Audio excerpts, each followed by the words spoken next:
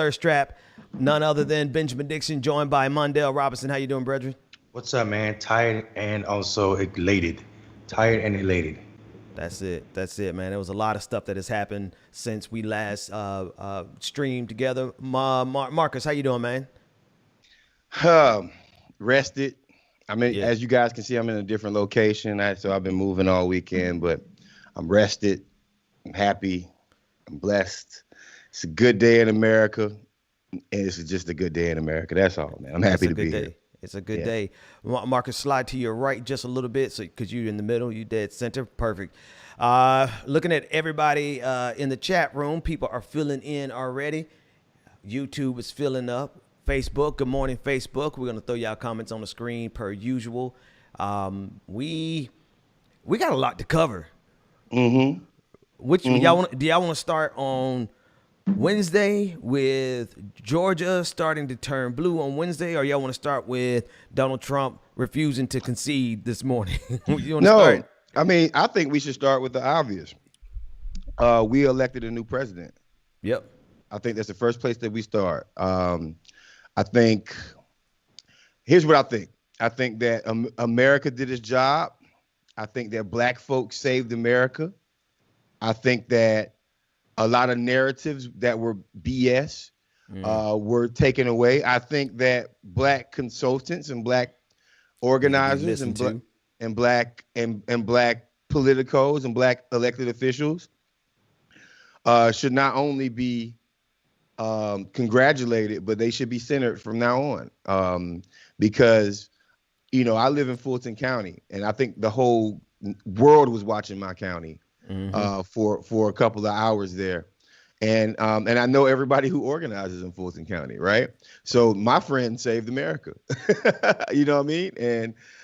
And so many other folks who came down, you know, so we can't change the narrative this time. We can't allow the narrative to be changed that, you know, black voters didn't do what they were supposed to do. And I think Joe Biden, the first thing that on him and Senator Harris, Vice President-elect Harris, mind at this point should be, okay, how can I do right by black people? There's no other options. If they do anything else, then they got a problem. And my last thing is this right here, the concession speech. Because I watched it with you. I mean, not the concession speech, but the victory speech that Biden gave. And I watched it with you on your show last night, Ben, or the night before last. And here's what I got to say. Yes, we need to. The calm that was felt by me when hearing that Trump lost, and the monkey or the Cheeto that was lifted off of my back when Trump was finally out. Man, let me tell you something. It felt like I lost 70 pounds in one day, right? And I'm happy that Biden his speech was so graceful. I still have a fundamental problem with this whole working across the board with Republican things. Oh yeah, all day. Because you can't pass. Fundamentally, you can't pass the Lift Every Voice plan and working with the Lincoln Project. And yeah, I said it. Right. You can't do that. So that's how I feel about it. I feel good. Mondale, what's your status? All this has been a lot happened. Yeah, man. I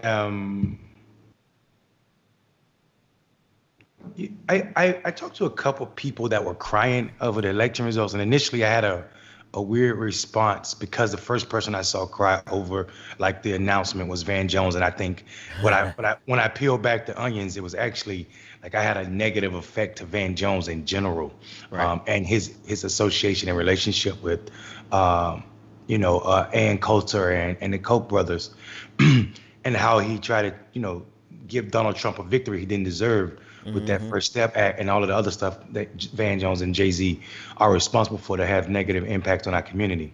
So when I saw people crying initially, I felt some type of way. But then I realized that, man, these 4 years, almost 4 years, have been traumatic. And we just got used to the stuff that the president was doing, which in actuality is not normal on any level. It's abuse. So some people crying could relate to, or could be related to the fact that they lost a family member over COVID and they didn't have to because of this president, or somebody, maybe their family members got stripped um, at the borders. Maybe it relates to one of those kids who don't have parents right now. I don't know. I just know that all of that, and I'm not here to purport that America was ever a space that was welcoming to all of us or made us feel safe. I am saying that there is a level of comfort associated with Donald Trump not being reelected in this country. And I am proud that, that all the polls got it wrong, and their path to the White House didn't include Georgia being blue, and other states as well, Arizona. So I'm super excited that, once again, while we know that they're going to give credit to the consultant class or the campaigns, in actuality, folk were mobilized by people on the ground, and it showed out. And people showed out in a way that you can't even dispute. This is an election that is, I was saying 1908 levels, but I think now they've bypassed those levels even, and we've had more Americans participate in this election ever. So two things happened. More Americans voted against Donald Trump than any president ever. On the other side of that, more Americans voted for Donald Trump than any president ever. Right. But for President-elect Joe Biden. So that tells us that while America is still trying to deal with half of her citizens not wanting to wear masks because they don't believe COVID is real, but they have no problems wearing masks to remind you that white supremacy is real if you're thinking about their KKK outfit.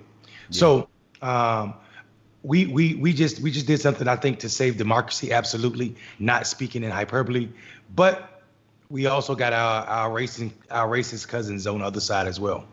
Yeah, that was the thing, man. There's so many people who 93% was it of Republicans. Donald Trump actually got more of the Republican vote in 2020. They looked at everything that happened. They looked at all his racism. They looked at COVID-19. They looked at the economy tanking. They looked at all of his foreign policy blunders. They looked at everything that he's done wrong and said, yep, this is our guy. This is our guy. And they voted for him in a higher percentage than they did. I think the only place where that Donald Trump lost gains was with white men, which was surprising. But he picked up more white women. He picked up all the way around the board. So there's a lot of people in this country who are okay with white supremacy and genocide. They're okay with the racism. They're okay with the pandemic killing 237,000 people. We have a victory in our bag, but that means we got a whole hell of a lot of work to do, Marcus. Man, they got to get smashed. That's why they have to get the Republican Party as it stands right now cannot be empowered. Yeah. I think Joe Biden is already working on a competitive race by including Republicans in his conversations right now. And the reason why I say that is because America spoke. When America speaks to Republicans double and triple down. We never double, triple down on Democratic rhetoric for our side of the house. And I'm not trying to come in there and complain or, just because I do want to give these people a shot, but I also I have to immediately diagnose the mentality of the White House, the next White House going into it. Yeah. Going into it. So we know how to accurately apply pressure where it needs to be applied. And any rhetoric that is like, I'm the president for all Americans, whenever you say all in America, you discount black people. Whenever history says that. And I wish Joe Biden would change his rhetoric. Now, I am going to give him props, man. Wow, I'm going to give him props because he is the first person that said, people elected me to do something about the environment. People elected me to do something about systemic racism. What he doesn't understand is that you can't have the same people who put immigrants in cages, gave brown women hysterectomies and allowed police to go rampant and create a Blue Lives Matter ethos in America. You can't have that and fix racial justice issues. You can't work with those same people who sat back quietly for the past 4 years, allowing the rhetoric to happen. And now we're going to work with them in the back of their mind, they've already shown what they're capable of doing. So that's why I believe so hard in the Georgia runoffs that are about to happen. Right? We need. Ooh, I can't believe I'm saying this. We need Ossoff. Yeah. We need Warnock. We need these 2 seats. So Kamala can. I believe that's the vote. The way it's splashed down right now. Right? If we get these 2 seats, Senator Harris. Vice President Harris would be the weigh-in vote. We need everybody in Georgia. Everybody in America to kick in on this one and come on down to Georgia and help us galvanize our people down here so we can actually own the Senate. Therefore, I want there to be a democratically controlled Senate, a democratically controlled House, and a Democrat as president. And the reason why is completely selfish. I want that to happen because they ain't got no more excuses. Yeah. I want that to happen so if they don't do anything for my people, I can leave the party. I want that to happen so if they don't accomplish anything this time around, we can finally clearly say, because I will say this also, there's nothing else. There's no more vote blue no matter who. Right. Last week was the official end of 2 statements, MAGA and vote blue no matter who. You can never say that again. There is no, because if we have to put up with people who haven't done anything for us, if we have to hold our nose for another Democratic politician after black people have literally saved America, then we got to do something different as a people. Yeah. Yep. Mondale.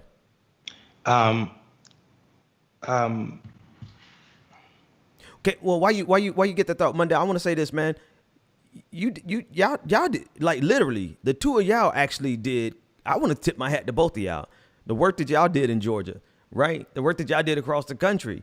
If Georgia is in play, it's only because of I always say Georgia South because that's people I pay my gas bill to. The New Georgia Project and Black Male Voter Project. So hats off to you, Marcus, for your work with that organization, and hats off to you, Mondale, for your work with the Black Male Voter Project. Thank you, brother. Yeah,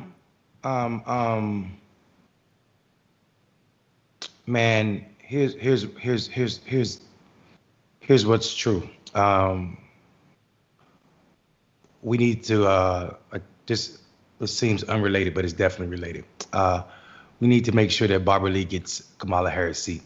And I'll tell you why. She automatically makes the Senate more progressive. She's not gonna go over there. She's always, she is Barbara Lee, and we'll just leave it at that. But beyond that, just talking about the landscape of where we are and what's going on as it pertains to the election of Joe Biden and what's necessary.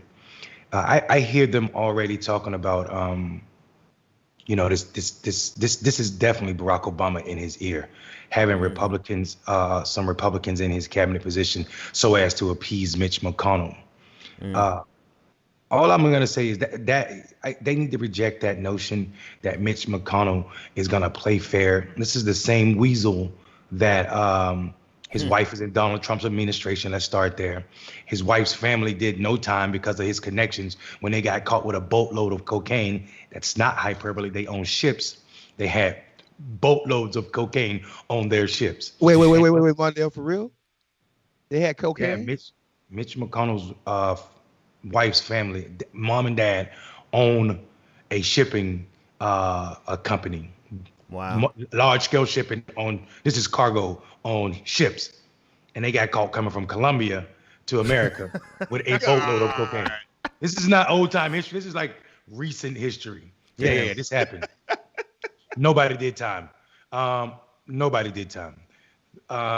else? So, he's also the weasel that said that he's going to make a president, United States president, a one-term president. That was his main goal. And he did that. Not to mention, if you look at the Senate right now, it's a graveyard of bills. There's more than 3,000 bills that passed the House in this Congress that he did nothing on. Nothing. I'm talking about bills that can change people's lives, that affect people. Not just progressive shit, stuff. I owe $10. But also stuff that protect veterans. But just Right. because, just because it came from a progressive house or a Democratic controlled house, Mitch McConnell did nothing. They literally they did no work in this past Senate. They were the least effective Senate ever. And that's because Mitch McConnell wanted that way. What he wanted to do was confirm judges. They did that. And, be roadblocks to making sure Democrats didn't get any victories. I'm telling Joe Biden right now, if that's their administration plan to work with these type of people, then we are in trouble already. I am excited about the fact that somebody in their ear, not Barack Obama, I'm assuming, told them that they had to put progressives in that administration. You have to have progressives, and it's the future of the party, and you're obligated to have them in your administration. I don't think it's going to be, or maybe it was AOC that goes to goes work at the EPA because she's already signaling that she's tired of politics and that she's going to drop out. Maybe that was her signal to say that she's moving into the administration side. I don't know. But this is a person who said she almost didn't run for the second time, and she's not going to be around a long time because of the hostility from her own party. So I'm super sad that Nancy Pelosi and Andrew Yang think they're responsible for this victory, and they're on their way to Georgia to help us with these two runoffs. I'm telling them right now, if you come down here with that same mediocre stuff, you're going to have results that look like the Senate is controlled by Republicans with 2 extra seats from Georgia. When in actuality, we have a chance of winning by not coming down here with that milquetoast type of politics, because that's not the reason these black people turned out in Chatham County, Fulton County, and all over that state. So I'm a little nervous about the direction of the party and what they think how they think they got here. It's so tragic that they think, they're blaming progressives for their ideas for the seats that they lost in the House. And instead, if you look at the candidates that lost weren't running on progressive values. They were saying, well, Republicans use progressive values against them. No, they lost because they were being mediocre, not spending money where they needed to spend money, and they wanted to go on TV instead of talking to people where they were. Mondale, can I add on to what you just said about Nancy coming down to Georgia? She needs to stay her ass away. Listen, man, y'all, it's like Georgia's like, the guy that grew up and was a nerd in high school, and the guy that grew up and became a billionaire. Y'all ain't want us then. You ain't want us when we were nerdy and we looked like we couldn't succeed. And now, all of a sudden, and I promise you, they are going to come down here and act like, they know what happened when they won. But here's the thing. Hopefully they come down here and realize that the reason why we did so well is because we didn't listen to people like them. Mm-hmm. Right? You can't tell me all of these organizations down here in Georgia, from Thomasville, from these black organizations from Thomasville to the top of Georgia, haven't done their own work, and the DNC wasn't funding them. We had to go find private donors. We had to go find low dollar donors. We had to go. Let's stay your ass in DC, Nancy Pelosi, man. Oh, I owe $10. So here's what I would want you to speak on a little bit more, because of the fact that y'all are in these organizing streets. There was data that came out that showed exactly how important young black voters were in Georgia specifically, in helping Joe Biden turn the state. We still got to get the final count, but right now Joe Biden is still in the lead. It was 90 or 93% of African-American voters between the ages of 18 and 29 voted for Joe Biden, over and above any other demographic, any other age group. And that's how he got it. That doesn't happen with milquetoast centrism. That doesn't happen with Nancy Pelosi's of the world. That doesn't happen, sure as hell doesn't happen with damn Lincoln Project. That's right. It doesn't happen. That happened with radical organizers on the ground who only reason Joe Biden got anything is because they understood, well, we got to get rid of the fascists to do anything. Right. Yeah. It wasn't in favor of Joe Biden. It was most certainly against Donald Trump. And one more thing before I turn to y'all two, because y'all know them by name. Y'all work with them. Y'all organize with them. These folks are far more radical than anything they could imagine. They're not calling to defund the police. They calling to abolish the police. So if James Clyburn got a problem with it, then he got to just realize that he's aged out. He's just in the wrong generation, because the folks who helped win this They don't want to defund the police. They want to abolish the police. Hey, Mark. let me go a little further than that. You can't come. So here's the thing: all of the people, at least most of the organizers and organizations and people in Atlanta, Georgia, in Fulton County, they know better than to open their mouth and say we don't believe in defunding the police. These organizations, so the people who actually won us the election in Atlanta, Georgia, they are, for the most part, black folks down here are progressive. They're not progressive in the Bernie sense. They're progressive in the black sense. And Nancy Pelosi don't know what to do with a black progressive. Shit, she wouldn't even be able to sit in the same room. Andrew Yang doesn't know what to do with a black progressive. Can y'all imagine the roasting Andrew Yang would get coming down here with his cornball shit? Go ahead. Yep, damn it. you owe 20. I owe 10. No, you owe 20. Damn doesn't count, does it? damn is acceptable on in church. Come on, man. We gotta be in the same. Right. So my point is very simple, right? Like and first off, shout out to my former boss and my friend Stacey Abrams, because she had a lot to do with sparking the match that became what Georgia is. But we can't forget the massive amount of people who have done major work in this state that had nothing to do with Stacey Abrams' orbit.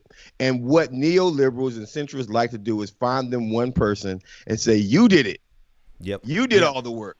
Yep. Not realizing that, I mean, if I talk about little places like Black Men's Lab, right, with Muwali, right? If I talk about that brother and how he's been galvanizing 18-year-old, 19-year-old black men in South Atlanta by himself for 2-3 years now on his own, that's not a moderate place, right? That's not a moderate organization, because when you deal with black people, you're not dealing with moderate politics. And we're about to find out very soon if capitalism and helping the African American community can coexist in the same space. We're about to find out. It's gonna be put to the test. Put to the test. Mundell.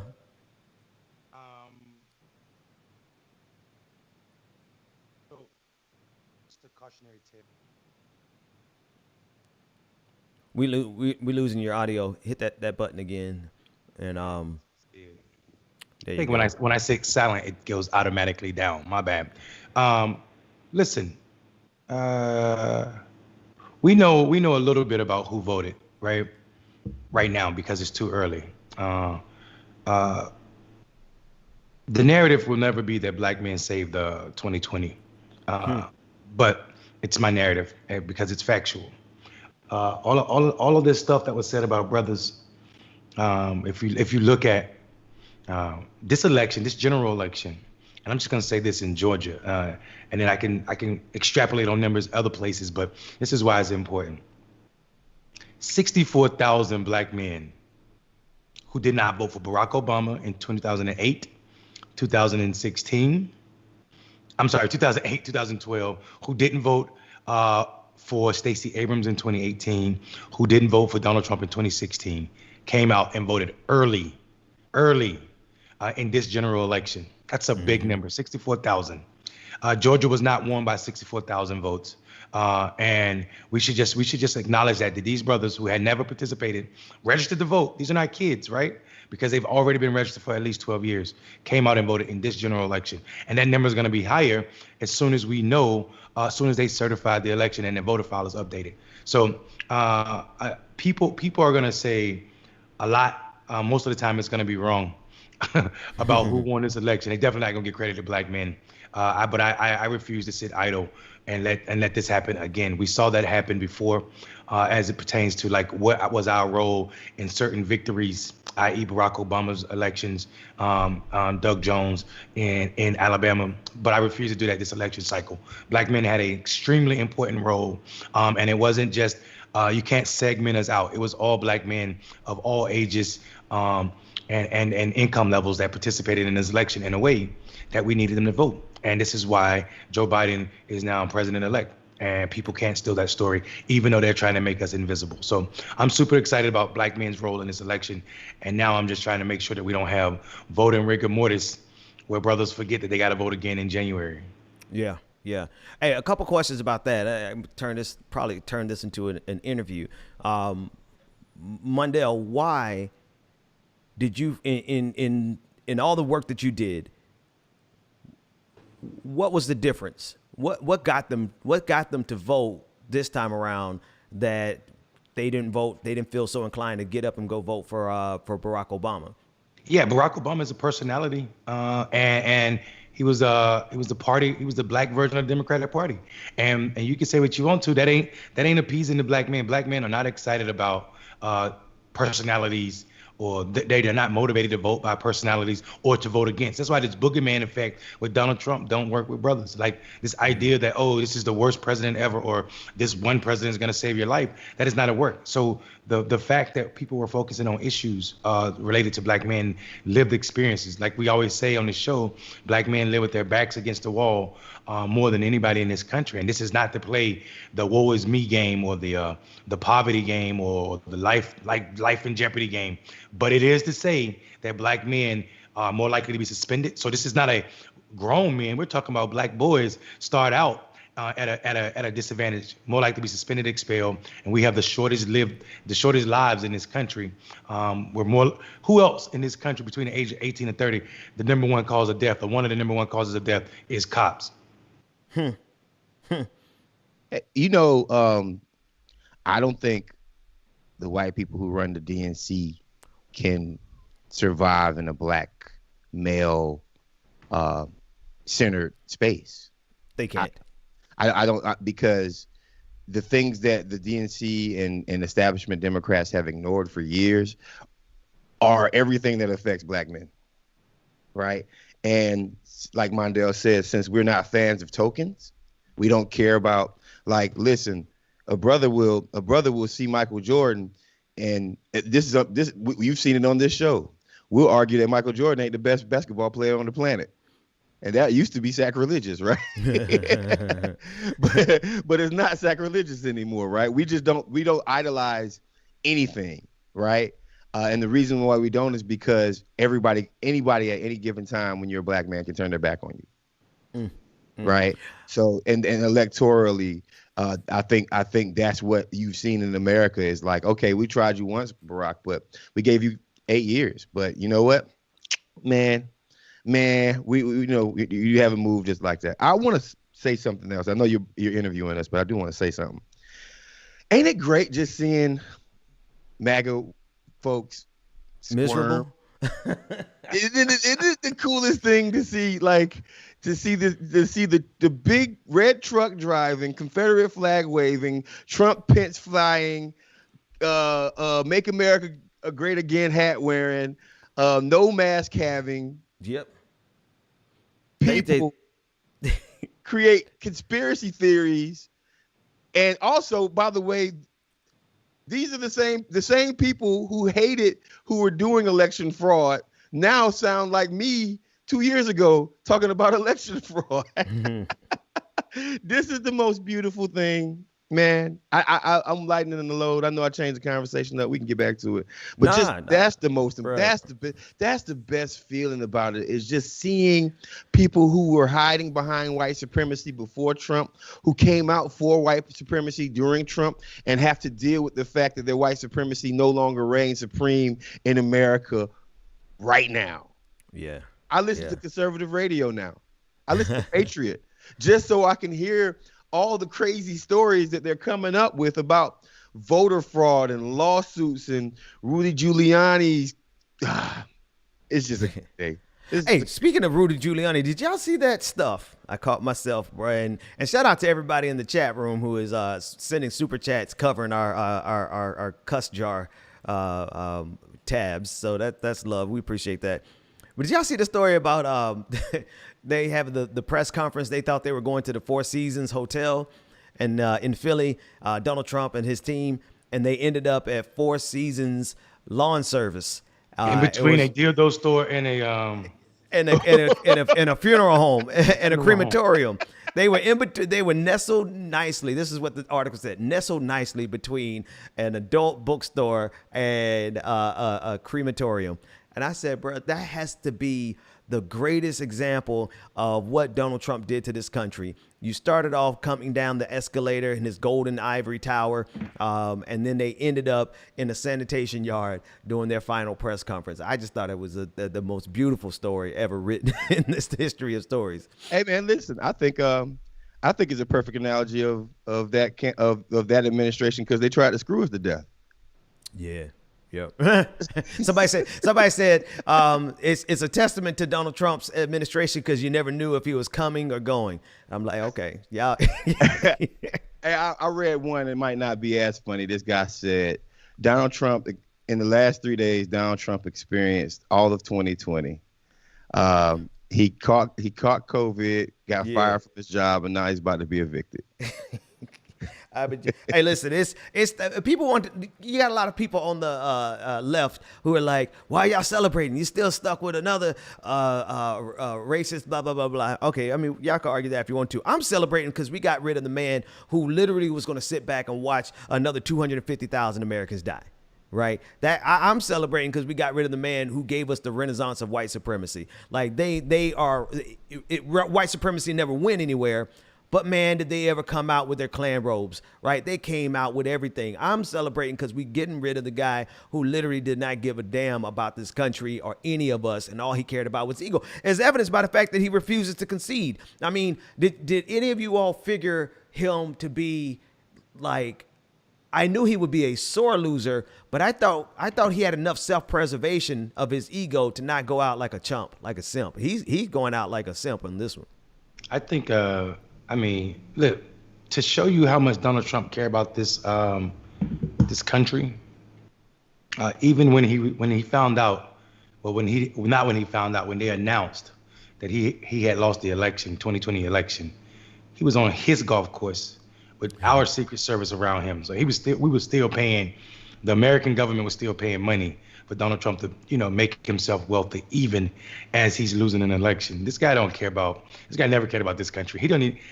Listen, all of his behavior show he just wanted to be in power, whatever it looked like. And the problem with that was he was running against a flawed candidate in Hillary Clinton and messed around and won an election. He had not even planned on winning. Like people around for the campaign said in 2016, dude didn't even have a speech. Like he was just gonna go launch his little media thing. That's what he was trying to use it as a launching pad for his media outlet. Listen, man, this is prime. Donald Trump is not about letting go. They already said he barricaded himself in the Oval Office, say he's not gonna leave. So, right, go ahead. What's funny? This was funny to me. He's lost an election. And these people swear that they're patriots, aren't even willing to accept that an election happened. And I heard you guys talking about conservative radio. I didn't listen to conservative radio. I did. C-SPAN in DC has this show. It's like where it's just C-SPAN and you can just call in on the radio. And like it's on TV, but you can like literally just call in on the radio. And it's so beautiful. Trump people were calling in with Facebook conspiracies. It was so beautiful just listening to them. All of the Democratic states in the country had fraud. None of the Republicans. I'm off camera, Mundell. I'm off camera. All right. hey, I'm sorry. We're gonna laugh at that every time, Ben. I don't care.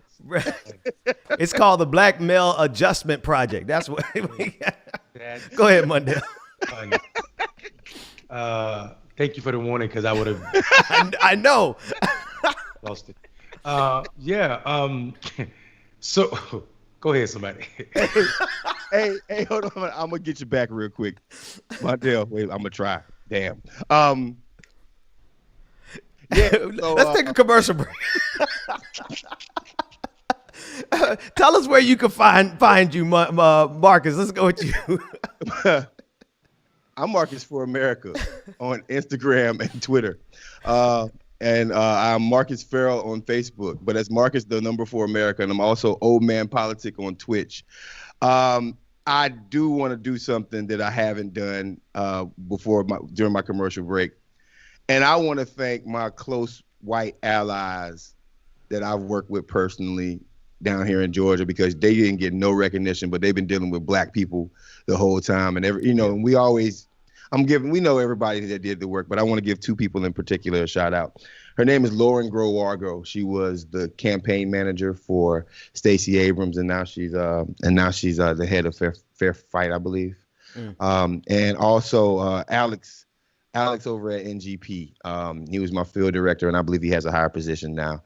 And these are just two white folks that literally don't ever get props, but Alex Birch and Lauren Grow-Argo are two people that were instrumental in changing Georgia also. And I want to give props where props are due. That's what's up. Mundell, tell everybody where they can find you and shout out whoever. You can find me at I Am Mundell on Instagram. I Am Mundell on Facebook. It's Mundell Robinson. And Twitter, it's Mundell Robinson. And you can find Black Male Voters Project everywhere at Black Male Voters Project. And I just want to shout out Black Male Voters Project. That sounds a little arrogant, but I'm super proud of the organization for our inaugural year. The amount of work that we did is super dope. I saw a campaign commercial from the Trump campaign bragging about, we sent out like 20 million text messages, blah, blah, blah, blah, blah, most of any presidential campaign ever. And I'm like, we right. We passed that number last month. And also we were communicating like that, something that wasn't lies, and it was culturally appropriate to black men. So I just want to shout out Black Male Voters Project, because I think we need it. Hey, Mondell, y'all sent 100,000 to me alone. Probably. Some close to it.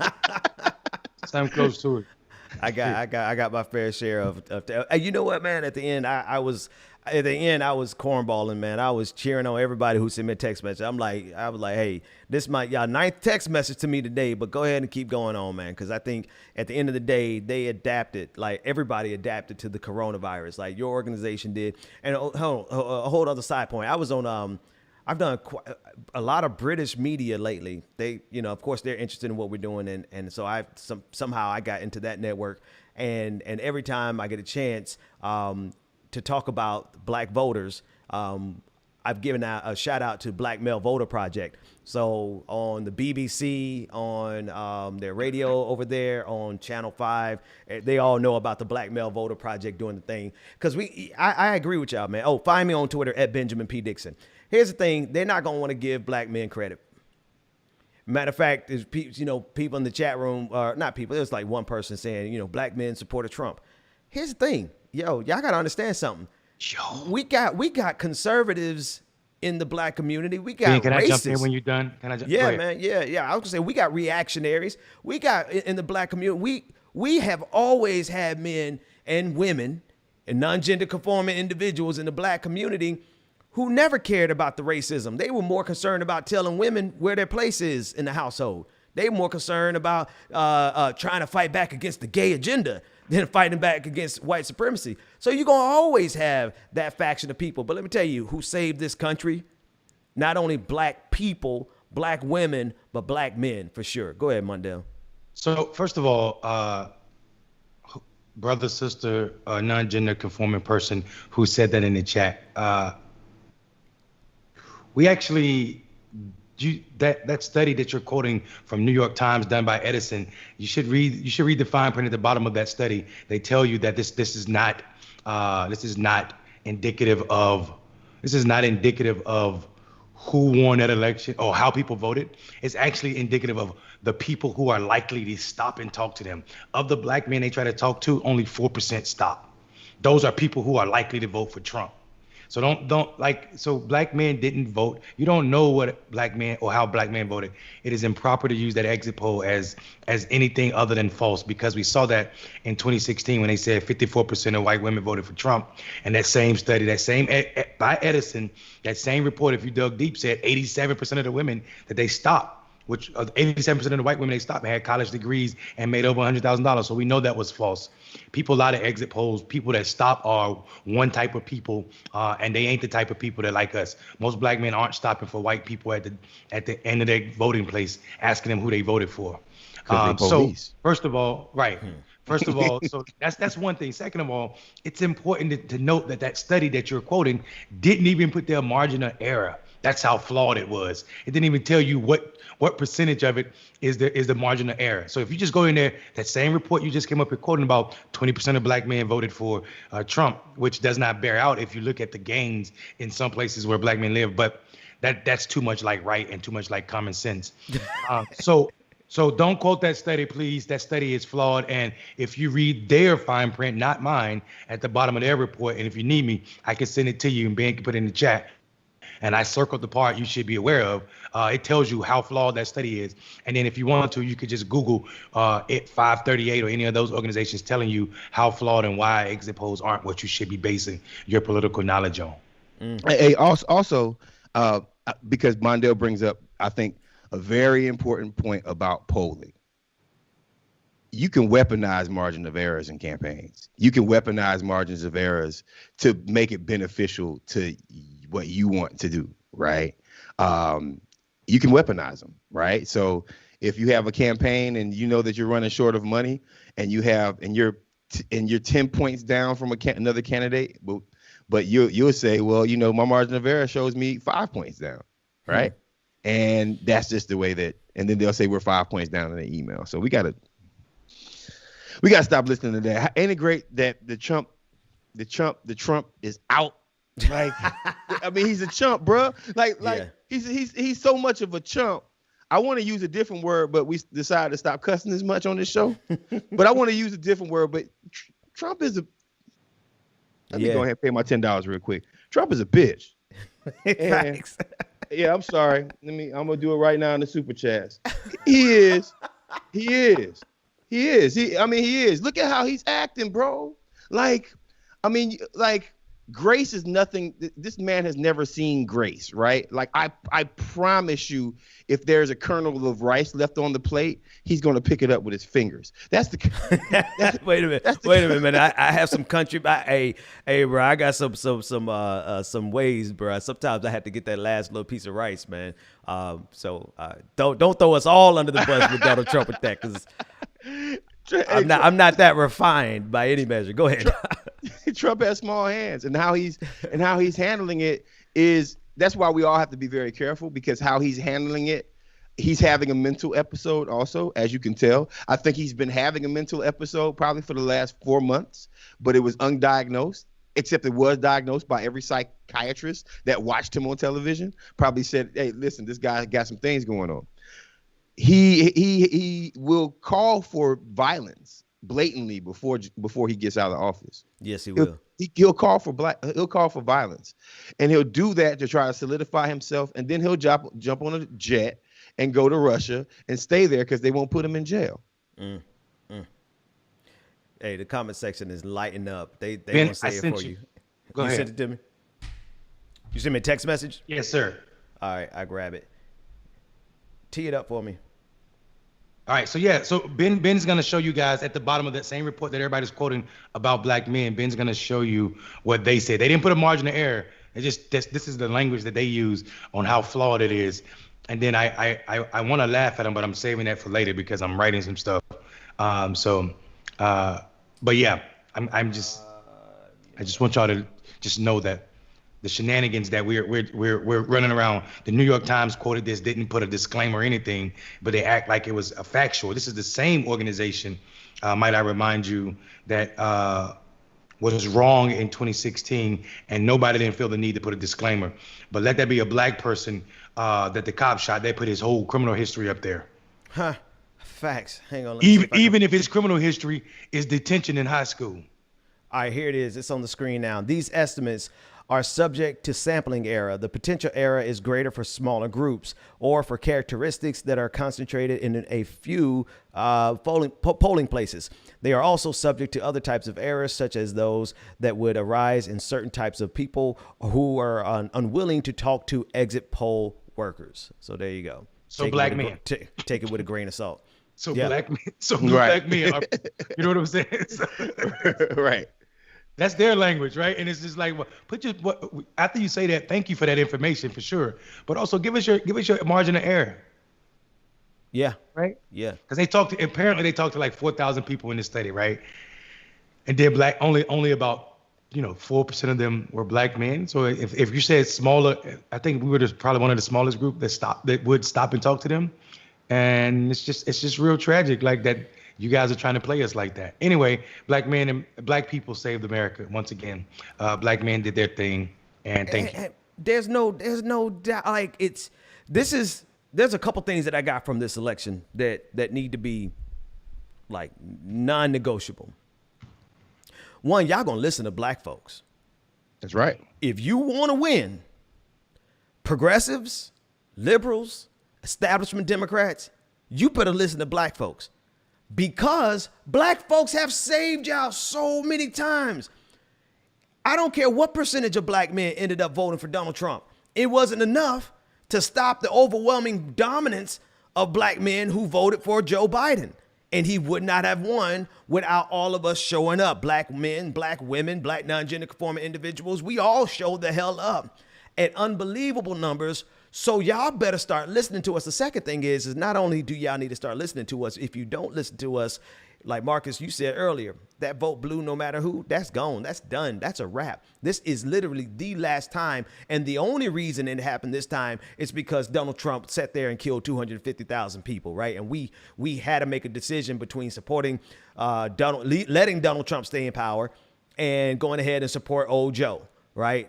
None of us like Joe Biden. But everybody knew that we had to get rid of Donald Trump, and black folks were pragmatic enough to step up and do it. So one, you need to listen to black folks. But two, if you don't, do you realize the organizing power that we got now?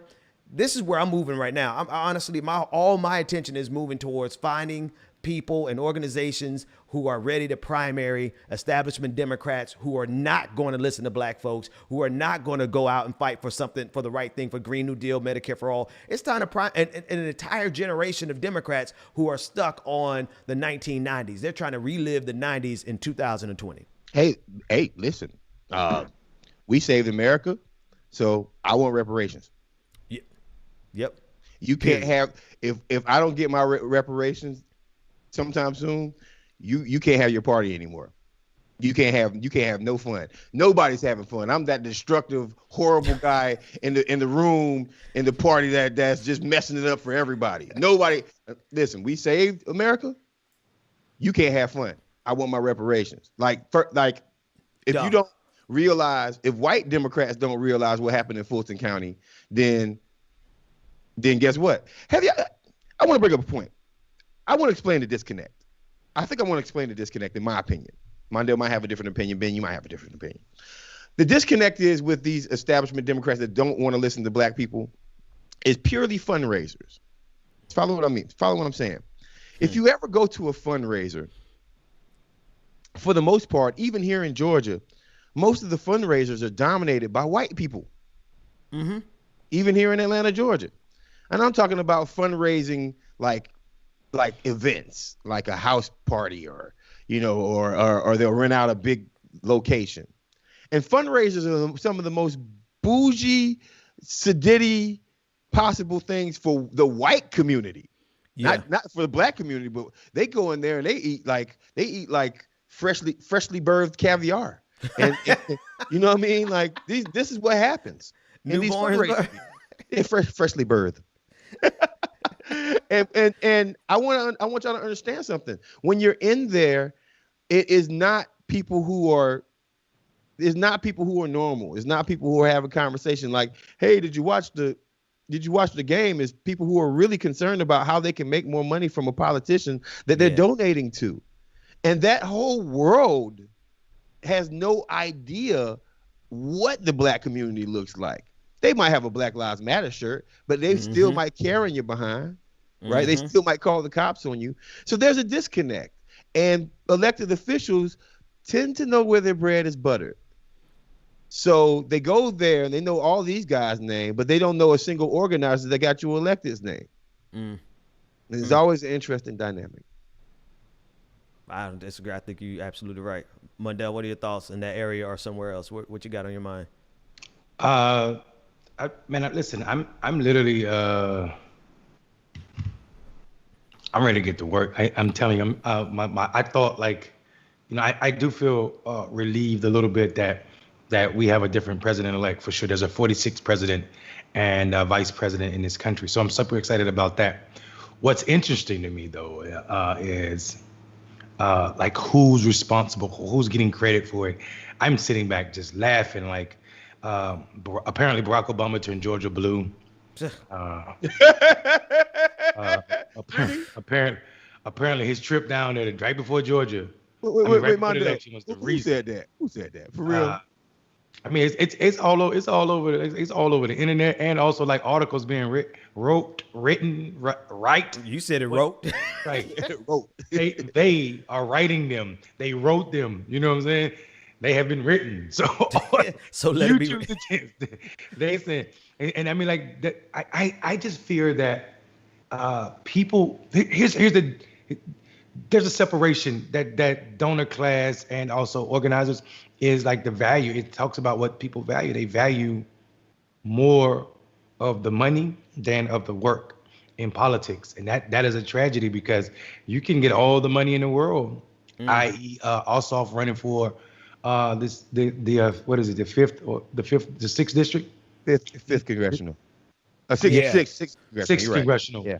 in Georgia, and still losing, or Hillary Clinton having more money than Donald Trump and still losing.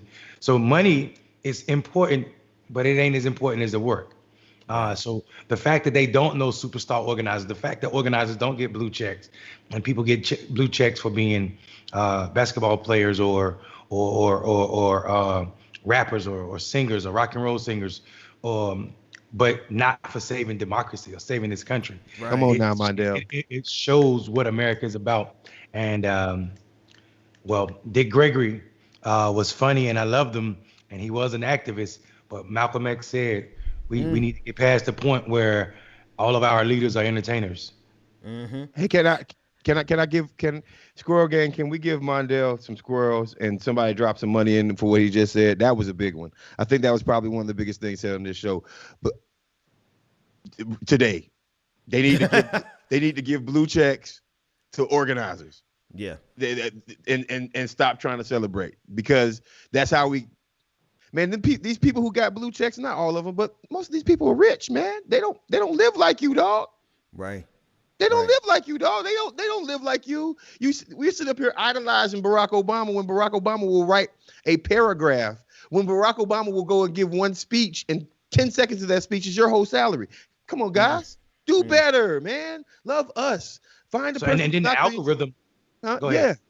No, The find the algorithm- person who knocked on your door and say, Yes. find that person who knocked on your door, and then post his face online if they allow you to, or give him some props, right? Because those are the people that are doing the work. The celebrityism is just ridiculous. So, hey, 3 squirrels, Squirrel Gang. 3 squirrels. That's how we rate a comment. 3 squirrels up. So I mean, think about this. In order to get a blue check, you don't have to be you don't have to have done something amazing, or your organization don't even have to be amazing, right? You can just be associated with somebody famous and get a. Michelle Obama launched. I forgot the name of her organization. As soon as she launched it, it got blue check. But blue check is based off of like how many hits you had on national media. Is somebody else trying to create a profile like you? And I'm thinking to myself, I know a bunch of fake organizers out here trying to create profile like every organizers. You know what I'm saying? So like, if it would be dope if organizers like really were like celebrated that way, because then you would know like, oh yeah, some yellow guy who say he's a media guy who's collecting checks but not doing anything for the community. He ain't gotta have no name. Let's call him Rain Queen.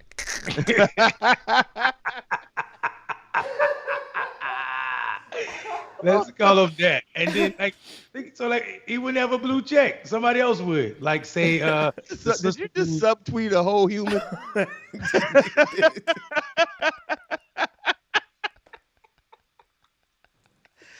Fellas, I missed this, man. Like we all had to get a break and Mundell, you're traveling, and Marcus, you were moving. But bro, we got to do this every border, man. Go ahead, Mundell, finish your thought. I just wanted to subtweet that, Henry. I'm done.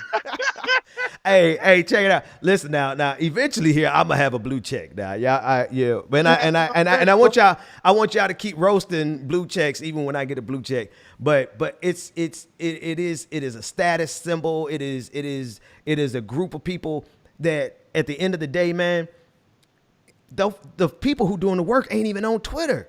They don't even go on Twitter like that. Go ahead, Marcus. Can I just say something? There's a couple thousand people watching us right now. I was gonna say that, bro. We got 1,216 people. Because Thirst Trap needs a blue check. Because imagine what we could do with a blue check.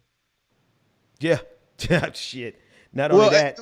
I mean, not saying that we don't already do it, but therefore go to Twitter right now on your other screen or on your phone or wherever. Go to Twitter right now and like Thirst Trap on Twitter. Just like it. I want to see at least 500 people go to Twitter and like our Twitter account. Like, y'all don't like our Twitter account. Y'all just following Ben's page, but we get lit on our Twitter account. And we might even give you a shout out. That's all I'm saying. They're probably going to tell us that our content doesn't match their community norm, so we can't be verified. We stopped cussing. Yeah, we cleaned up. As a matter of fact, hey, somebody got to do. I ain't got no money in the account that's connected to my super chat, so I can't do the thing right now. So somebody do it in my honor, and I can transfer some money, and I'll do it later. That said, I'm gonna add the chat. Thirst. I'm gonna add our link from Twitter to the chat room on Facebook, on YouTube, and while I'm doing that, I also we have 1,100 people watching us on YouTube, which is respectable no matter how big your channel is or how small your channel is. 1,100 people is big. That said, I need us to have more than 480. I need us to have 750 likes. Hit that like button. If you're watching on YouTube, hit that like button. Help us get to 1,000 likes. And also that link is in the chat room. I just hit it in the chat room. Go ahead and follow us on Twitter. All right, let me put it up on the big screen. Follow us on Twitter. All right, there you go. It's on the screen. Smash that like button. Let's keep going. Who got next? A little culture. I can't find a PS5 for nothing on the planet. And I'm gonna tell you something. The little boy who came in front of me at the Best Buy and got the last reservation Friday, who ran up in front of me right before I walked in, you better be glad I didn't whoop your little behind. Your mama was looking at me. But I should have had that little. Hey, listen. You about to beat that little boy? Hey, listen, like I've been standing in line for like 30 minutes, man. And Jit's in the line basically was like this reservation line because they only had a couple of slots left for PlayStation 5. I want the PlayStation 5. You know what I mean? So yeah, maybe I'm a little old for it. And I'm definitely too old to be fighting a kid for it. But Jit, I looked around, I just was looking at a television and the line moved ahead and Jit literally just slipped in front of me. Whoop, whoop.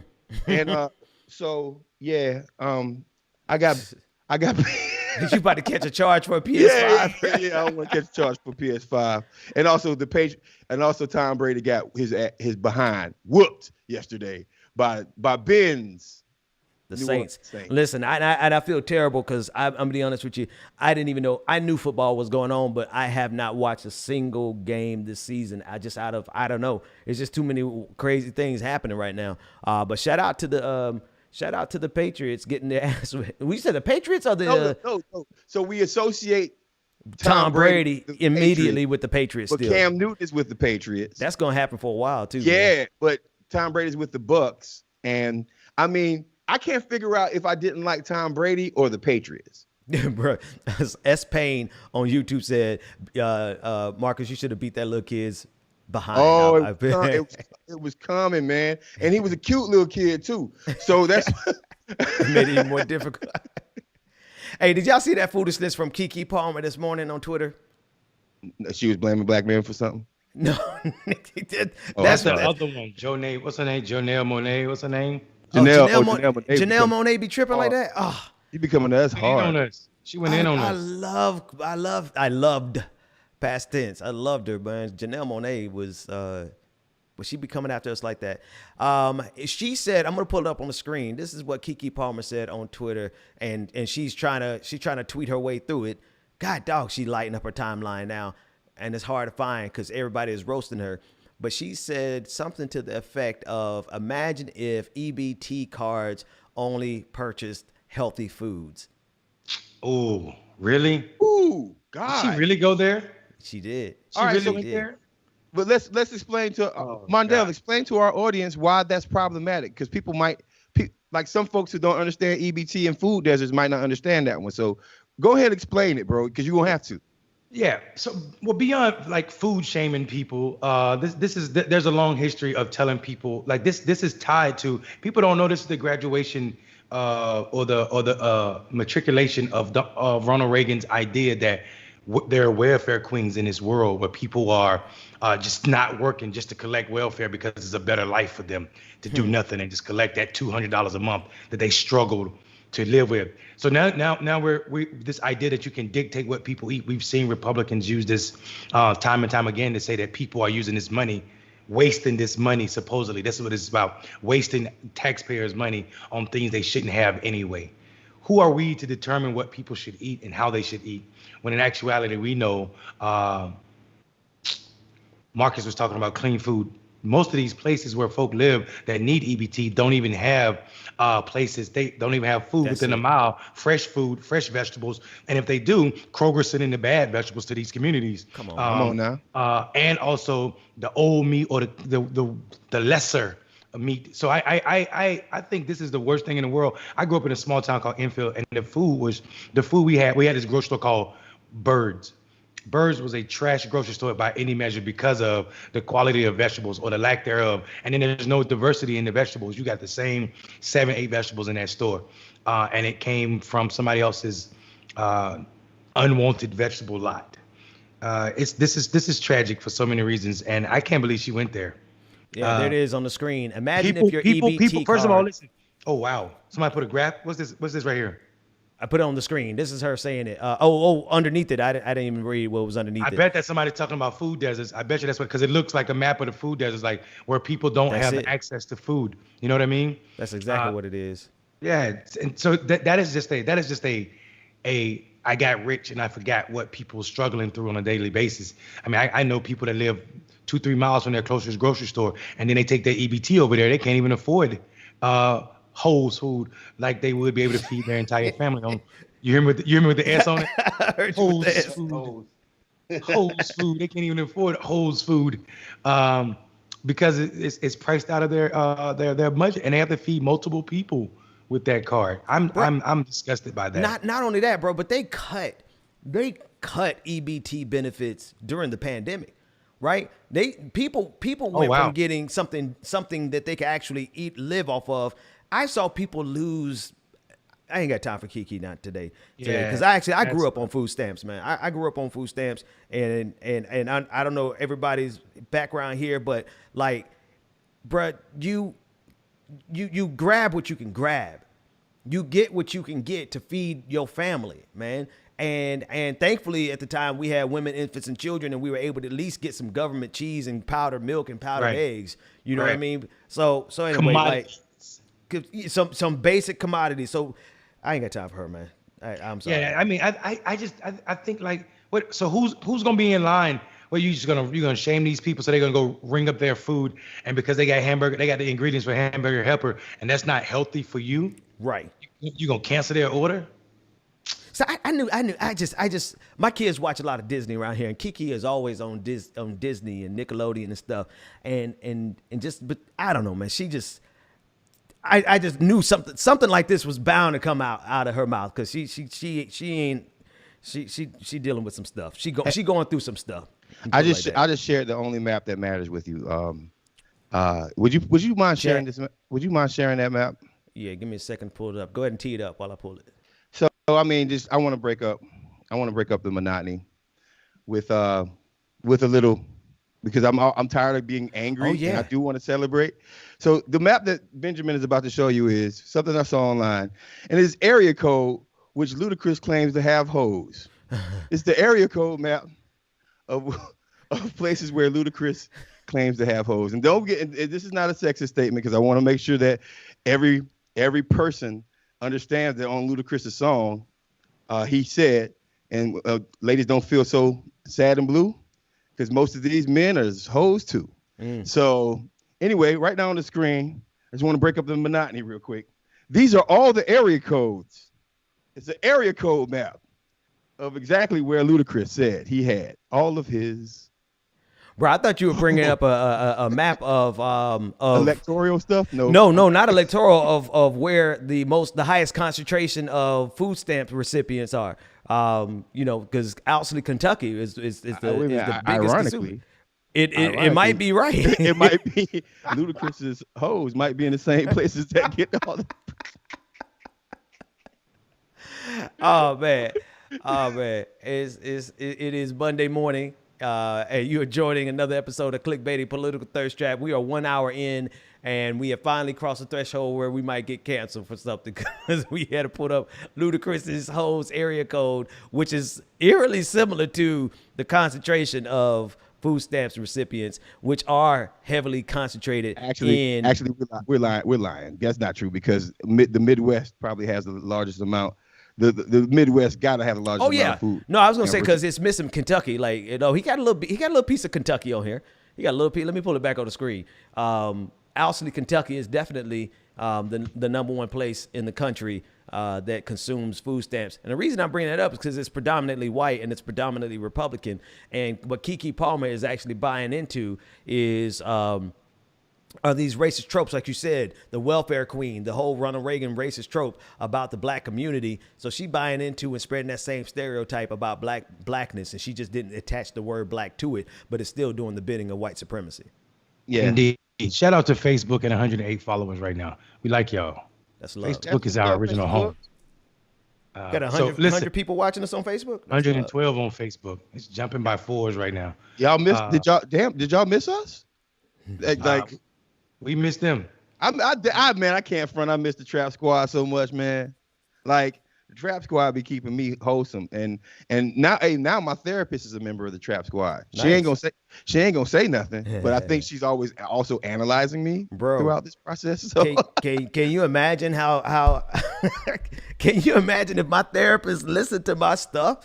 I don't know if I want them to have that much insight to me. I want them to work for it. I don't want them to sit around and just listen to all of my different problems. That said, let's bring up another couple of chats. And we're going to shift to, I want to talk about the race here. I want to talk about briefly, or however long y'all want to, the likelihood of us pulling off those wins in the Senate. And not only just what needs to be done, because we said that part. They need to listen to black organizers that flipped the state for Joe Biden in the first place. But what are the odds? And then I also want to know, how do you think Republicans are going to play this race? Because it is more important to them. It's equally as important to them as it is us. So they're going to throw everything in the kitchen sink at it. But who are they going to bring down? They're going to bring down Mike Pence. They're going to bring down Donald Trump. They're going to be without a superstar in a minute here. So I'm wondering if they are equal to the task in this moment. What do y'all think about the race that's coming up January 5th? I think that they don't care who they bring down. I think that they want to just piss off all the white folks and all the MAGA folks. They want to piss them off even more so they can have electoral gains 2 years from now. Right. Recreate a recreation of the Tea Party into the MAGA party. Right. Because they're still there and they got numbers. Right. I just don't know how fast they're going to grow. And if you look at demographics of America, Joe Biden and the Democrats still have more room for growth. Right. But that means that they're going to have to put policies in place to actually reach folks who are disillusioned with the political ideology right now of nothingness, of centrism, and being a moderate. So if the Republican Party was smart, and matter of fact, I'm not even gonna give them no notes because they don't need to do it. But they could easily galvanize this into electoral gains, especially with the moderation and the politics of the center. Right. Especially if Harris and Biden don't deliver on anything, right? What's going to happen is this motivation, this energy, right? Like, so here's the things that I believe. I believe that number one, Joe Biden's going to get COVID under control. I believe that. I believe number two, that he's going to attempt to do things for African Americans, but it's going to be but my prediction is going to be more surface level, and it's going to be more kind of gatekeeper slash, gatekeeper slash, what's the best way? Tokenized. Roll out black people, tell black people this is what we've done for you, and then we've only done half of it. Now, I hope that's not true, but that's what I feel. And if that happens, and it's not like, and then there's not a good advertisement on the things that they do accomplish, then we could easily see another Republican president in 2024, right? Yeah. We could. So that's why I'm, the rhetoric about working with Republicans right now is just out of place and out of time. And it's a slap in the face to black voters, because these same people do not like black voters at all. Mondale, what do you think about the race coming up, the January 5th special election? I think there's a possibility that Democrats can win both elections. Here's the problem. You asked about superstars. I don't think they have superstars. We're about to start seeing Senator Perdue run ads against Donald Trump, not like directly, but saying really he's not for certain things that Trump's for, right? How much he loved brown babies. I wouldn't be surprised if there's no ad with him holding a brown baby. I promise you, like they are who they're gonna call in. You can't call in Mitch McConnell. You can't call in anybody. So and they just got a rude awakening. It was 1992 the last time a Democrat won Georgia, and the Democrat that won was a Southern white man. This time you got a Northern white man. Yeah, right. You got a Southern boy. You ain't got no Southern boy this time, and they beat y'all. So the Republicans see the writing on the wall, and on top of that, I mean, like, they opened up voter registration again. So more people that missed out on this election are going to participate. People are excited to get rid of what's going on, and they are a part of what's going on. Donald Trump talked about draining the swamp. I think I can't talk too much about this because I got a piece coming out, and it's called America's Misunderstanding of Biology, Geography, and a couple other sciences is the reason our politics is so jacked up. And that article is actually about the swamp and why draining the swamp is a dumb idea, right? Like, swamps are the cleanest places, and they protect us from so much. So I don't wait. Don't worry, it's coming. But this is the way Americans think. They think we need to drain the swamp, when in actuality we need to keep the swamp, because the swamp keeps us safe. So this is, people don't know what the swamp is. And I think that's the same thing about our politics. People don't know what our politics are, and we're dying because of that. Hey, Ben, I didn't answer your question. I think we're going to win both seats. I think it's going to take a lot of hard work. And I think that just from the sheer amount of people who haven't contacted me in years contacted me after this election was like, hey, listen, what can I do in Georgia? Yeah. Right. So I think we're going to win, because there's going to be a lot of energy involved in it. And I think Mondale is absolutely on point. They can't bring anybody in. I don't think they got nobody at this point. Like, I mean, Donald Trump is going out like a sore loser, bro. Like that. If he stepped down graciously, which he doesn't have the capacity to, and then turn around and said, okay, I stepped out of the way, but we're still going to win the Senate. We're still going to keep the Senate. And he ran and he did that between now and January. Boy, Donald Trump would be in line for 2024. But he's a man child. He's a little baby, and he ain't gonna do that. So now they have no leadership. Who they gonna bring in? Tom Cotton? They gonna bring in? I mean, these dudes, they got no. So that said, it is a question of who has the ground game, right? Who's going to do the work on the ground? Because there's no air game coming from the Republicans. Of course, I'm talking about superstars versus they're going to spend plenty of money on radio and advertisements trying to make you afraid of Warnock and trying to make you afraid of Ossoff. But it is what it is. Here's my next question for y'all. James Clyburn got on doing what James Clyburn does. We don't need him in Georgia either. No, he doesn't need to come. Don't stay on your side of the line, buddy. Because that's exactly what they're talking about. They're trying to position the language and the rhetoric for January 5th in opposition to the more progressive side of the party, which actually did the groundwork to win Georgia in the first place. My question, though, is in the long-term outlook for the party and the demographics, more specifically, because Mondale, you get into the demographic shifts way more with the data than I do. Tell the audience about the reality of the largest voting bloc and that shift, and how we're like, this is a generational shift happening right now. And the people who are in power, like James Clyburn, do not reflect the people who are voting at this point.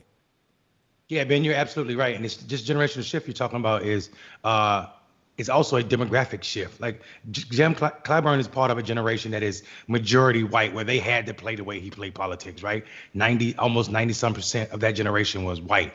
We're talking about baby boomers. They're no longer they're not the largest voting bloc anymore. That's millennials and the generation behind them. And these people are 42% something other than white.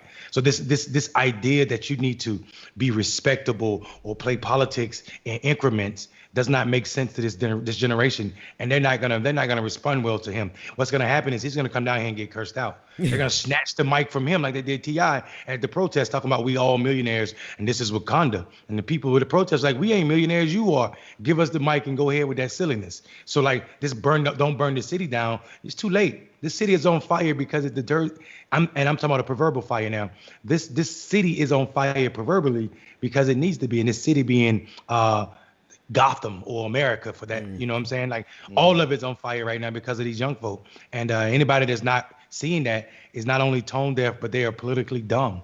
And I think a lot of people are politically dumb because they've played by this old playbook that worked on the margins, meaning you can turn out a fraction of people and win. You can't do that no more. When 140 million Americans are voting, you can't worry about people gonna hold you to account in a different way. 140 million people voted. Like this is not a small fraction election. Right. You owe somebody something, and they gonna come claiming it. And this somebody is these young black and brown folk, and they want what theirs. I'm talking about in Georgia specifically. The demographics in Georgia don't support moderate Democrats winning. If you can play moderate Democrat, you giving the race to the election to Republicans. Period. My next door neighbor, my former next door neighbor, I just moved. Her name is Miss Lucy, and Miss Lucy got to be probably 65 to 72. You can't tell with older black women, like they might be 50, they might be 80. You can't tell, yeah. I can't tell how old she is. I know she's an older black woman and she lived by herself. And she's from that age where I thought walking past her, because she always had Democratic shirts on. She always had, she had an Ossoff shirt on, Warnock shirt on. She had carrying Biden signs all over the place. I seen her putting yard signs up all over the city. And then yesterday, while I was moving, she came by. She said, "You need help?" I said, "No, I'm good. Thank you, though." She was like, "Well, I'm gonna cook for you. You happy that you happy that Biden got elected?" I said, "Yeah, I'm happy that Trump got off." And she said, this is what she said, her next exact statement. This is an older black woman who lives in Atlanta, Georgia. "They better do something because I'm tired. I'm tired. They better do something because I'm tired."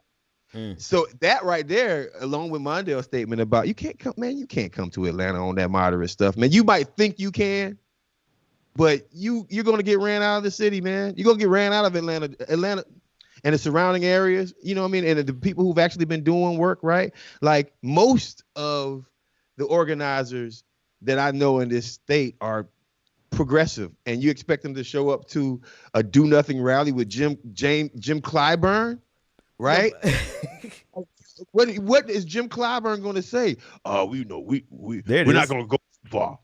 But we want you to just continue to support us and wait and be patient for us to change things. And we'll no. Now.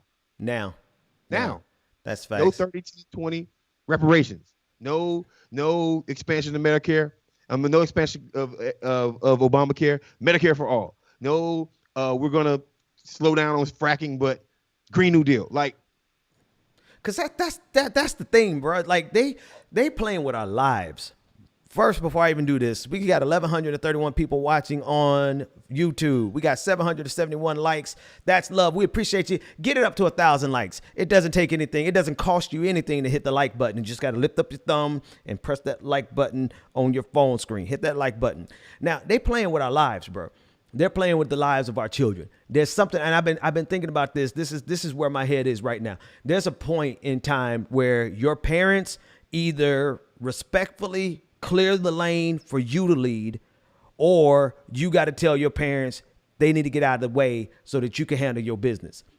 It depends on the dynamic with your family, right? But it happens. There's always a stage. There's a stage where we woke up one morning and we realized, damn, we the adults.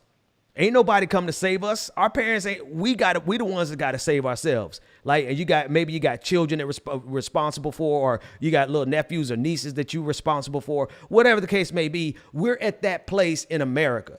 America right now, we're at that place where either this older generation, and it's really more ideologically based than it is age based, because we got some radical people like Barbara Lee. She's got a progressive mindset, and she's in her 70s. Bernie Sanders clearly got the progressive. So it's more about ideology than it is age, but there's a correlation between the age and the ideology. Barbara Lee and Bernie Sanders are outliers. And so the older generation, y'all are either going to clear the lane and let us lead for what's in the best interest for us, or we going to have to disrespect y'all and primary y'all and get y'all out the paint.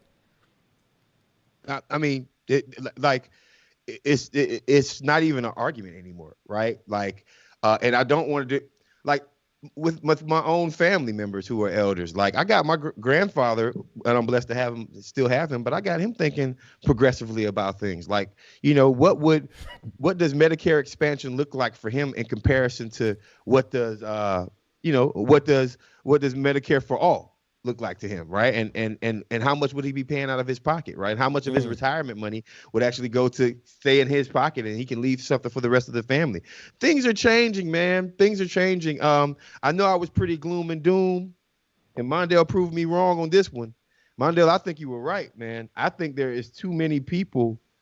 I think there's just too many people for them not to do anything, or there's going to be a whole new party. Right.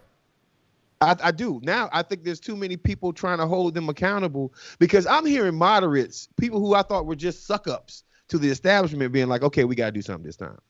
And that's strange. But the only ones that don't think like that are the Clyburns of the world, because they're already in power, because they already are comfortable, because they already think that they know it all about the black community, because they have not thought.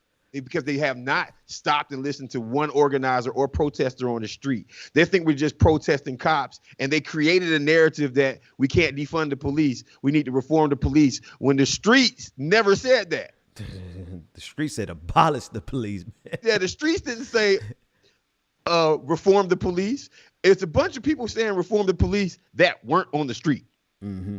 Mm-hmm. Right. But yet the streets also are responsible for Joe Biden getting into this election, because without that galvanizing spirit of black voters that saw what was happening in the streets of America, without seeing that, you wouldn't have a Joe Biden victory right now. I want to let you know, one of the natural galvanizers of black voters in Atlanta and across the nation, we're seeing what was happening with cops and the correlation of the Trump administration in comparison to what Joe Biden might do, because the Trump administration literally lifted up Blue Lives Matter. Had the flag flying. They had the thin blue line flag at their rallies. Number one. Number two, but the data actually bears that out. Republicans had a voter registration advantage over Democrats up until this summer, up until the George Floyd protests. After the George Floyd and during the George Floyd protests, registrations shot up exponentially for Democrats. And so it's not just, it is a one-to-one connection between what we're fighting for in this generation that is causing us to get the victories, and what they're fighting against in the Jim Clyburn mindset that is keeping us from maintaining and expanding those victories. I want to throw this to you, Mondale, but I want to put Shan Williams on the board, because she said this shit. Oh, God damn it. Oh, she said just $50. Yeah, I got you. She said Clyburn sounds just like an old Negro spiritual. I just had to put that on. You know, when he talking, it sound like old Negro nobody knows. Down by the riverside. Here we go. Mondale, except for old Negro spiritual was trying to get us free, and he's trying to keep us here. Come on, man. Come on. So Brother Mondale in rare form.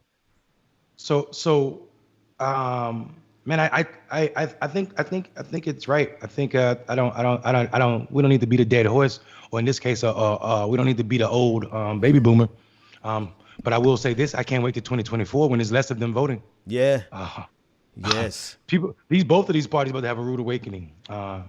Here's what I would say. 50,000 votes in the form of 74 million, or I should say 140 million, isn't a lot. It is, though, however, a statement to say that I'm sick and tired of being sick and tired, and neither one of y'all are making me feel less sick and tired. I'm talking about the number of votes that Kanye West got. So we're just how many did he get? About 50, a little bit more than 50,000 votes. Okay. And you got to consider he wasn't on that many states, so not enough to affect this election. But I think it says something though. Like had Kanye did something smarter, like got his name on every ballot. You know, he definitely had the means to do that. He's worth a couple $1 billion. He could have got his name on every ballot and put enough people on his team. I think we'd be having a different conversation as it pertains to now. Sadly for him, he would have just. I mean, sadly for Donald Trump, if Kanye was on more ballots, he would have just took more of the people that were supporting the people of a certain demographic that were supporting Trump, which would have mean Joe Biden would have won more states. I do think there is something to this idea that this is the last election. It feels like the last election where you can do nothing and expect a vote from certain folk. Right. I'm excited about that. I'm not a fan of America's the state of American politics and how much losers are celebrated. I'm talking about the consultant class that continues to lose elections at the expense of Black life and still get rewarded and paid, usually in higher numbers. So I'm excited that people are saying, not on my watch. And it means something. No pun intended, Marcus. So you good. But I think hey man, ain't gonna be no inside jokes. I don't. Never mind. Go ahead. No, Marcus looked at his watch and I said, "Not on my watch." No, that's what I got. That's what. Yeah. Oh, so if I was paying attention, okay. Go ahead. If I may, real quick, the reason why I was looking at my watch is very important because I have my watch set up to our Clickbaity Thirst Trap account online, and there are people retweeting and liking our posts, and they mostly like them today after you say something cool. So go ahead, continue to like Clickbaity Political Thirst Trap. We appreciate that. Mondale, continue, my brother. I just want to say that I want to say something like, I mean, like we are 2020. It's amazing that all of this happened and this election was this year. I'm doing a lot of writing, y'all. I'm telling you, I'm just giving y'all tidbits from deep. I got 6 pieces about the drop. One of them is called Her Perfect Vision. People, 2020 is considered perfect vision. Not perfect really, but it's like you don't need, it's average. But 2020, we use 2020 as perfect vision. This year is 2020. So I'm writing a piece about how, you know, people say hindsight is 2020. We had to have this year. Donald Trump, and it's so telling that it happened this way. And also that he is basically hiding right now. He's hiding right now. The world will not look kindly on this. And I say all that to say, thank you, pieces of verb, for paying my cursing fee. Yeah, and Torches and Pitforks, man. He be covering me all day. Yeah, they got everybody. Somebody got sponsored Ben on his own channel too. Now, come on now. Oh, man, I'm out here. I asked, and they ain't nobody dropped no coin for me. Like I'm on my own damn channel. That's all right. That's all right. Hey, how about Jared Kushner and his emails? Wait, I missed that. What happened with that? Oh, Jared Kushner's routine use of non-secure, non-official messaging applications to discuss official government business could violate the law. Wow. The law. The same law. Jared Kushner that is a part of a whole organization in a world of people that spent their majority of their time when trying to get into office talking about Hillary Clinton's emails. Isn't it just so wonderful that Jared Kushner, maybe not a completely disappears, but I mean, God, man. I need a way to talk about this though, because I don't know how to talk about this and not get a knock on my door from the Secret Service. But I'm just curious, like, how will Stephen Miller have Secret Service protection when this is done? No, he won't. Okay, all right. And what about Jared? Because I'm just curious. The people want to know. I mean, well, think about it. It's like he's a considered a president's child, so I'm assuming there's a time limit where he may have security, but it won't be for life for sure. Yeah, I yeah. mean, hey, can I mention one more thing real quick? Guys, Betsy DeVos She's out of here. is leaving. Out of the paint. Like the lady who allowed racist tropes in her company's books that were teaching American children that became the Secretary of Education in America and literally tried to privatize, and not black people privatize. This is a different conversation. When black people have charter schools, they're different than the kind of charter schools that get really funded for the most part. But we'll talk about that later. But try to privatize America. So if you're not happy that Betsy DeVos, she cannot destroy America as fast as she was on track to do just because Donald Trump lost. If you tell me elections don't matter, you're crazy. Yeah. No, there's some too many things are going to change overnight.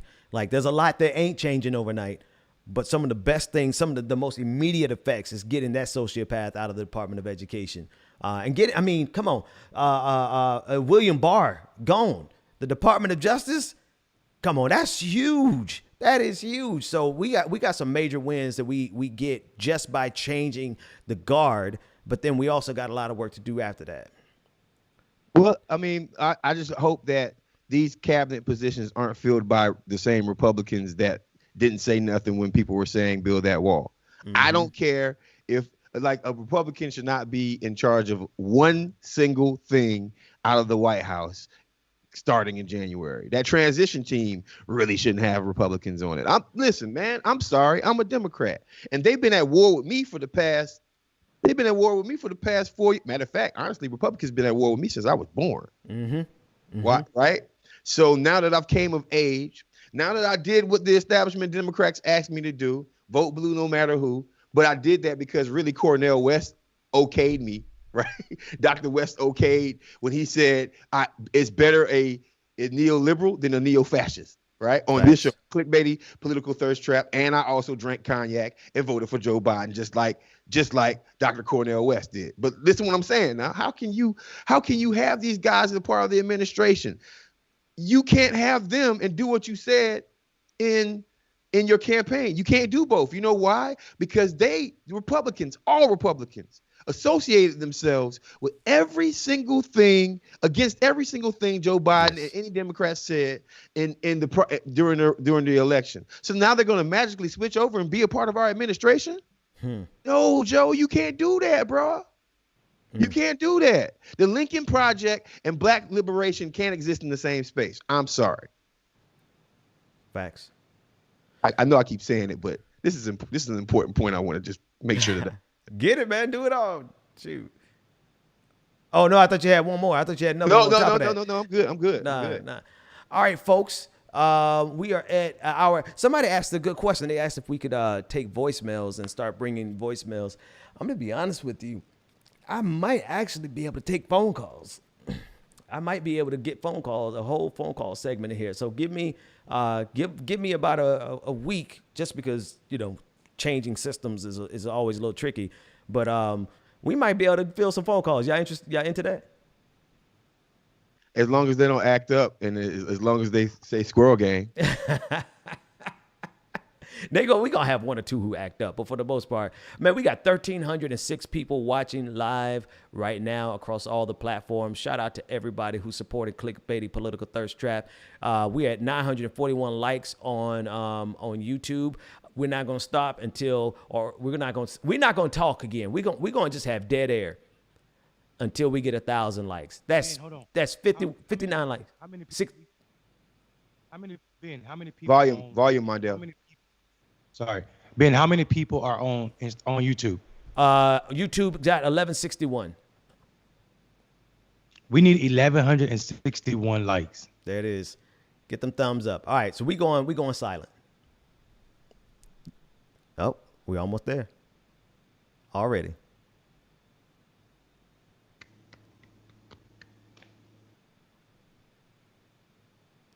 All right, we crossed 1,000. All right, there it is. There you go.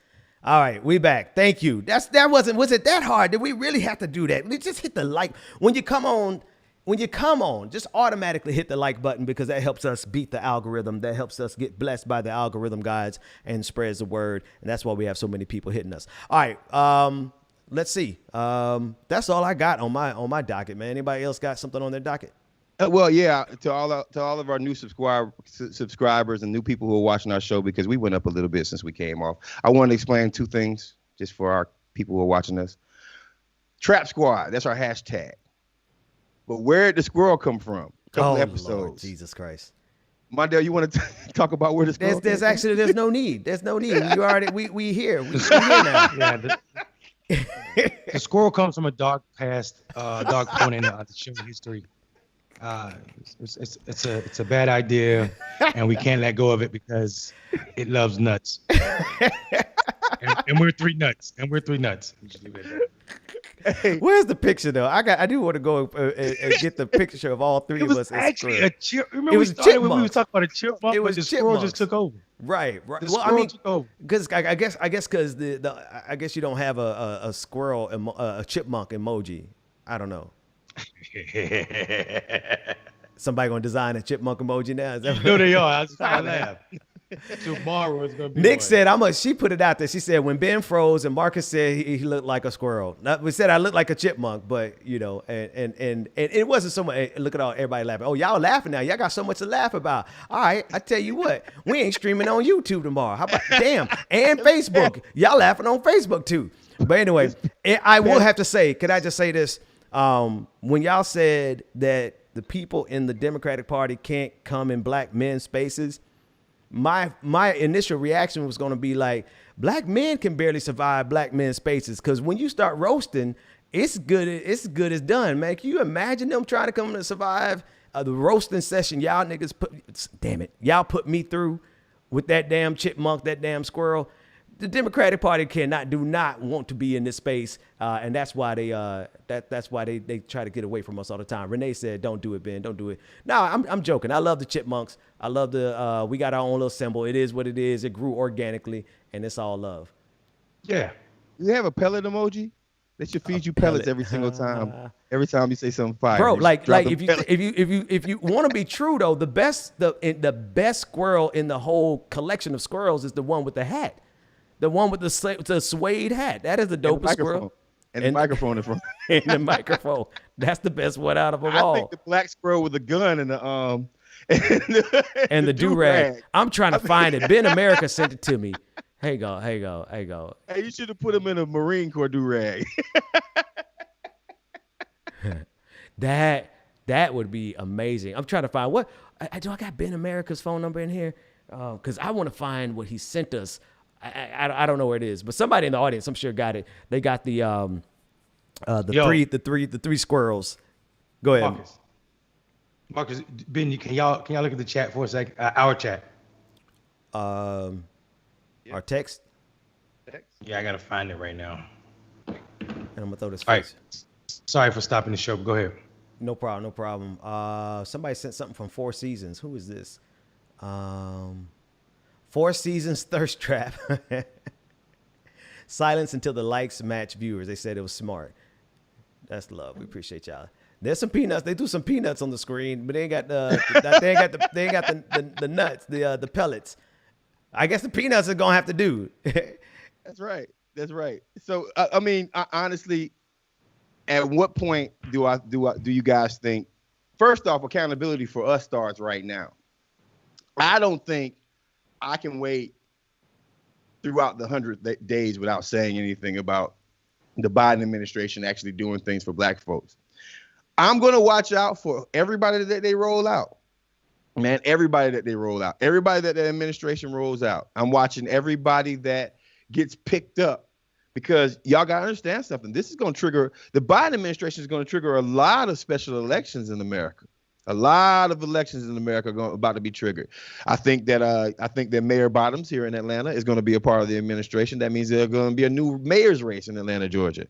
I think a lot of the elected officials, like I think Cedric Richmond is going to be a part of the administration. And if that happens, that means that there's going to be a congressional race in Louisiana, right? There's so many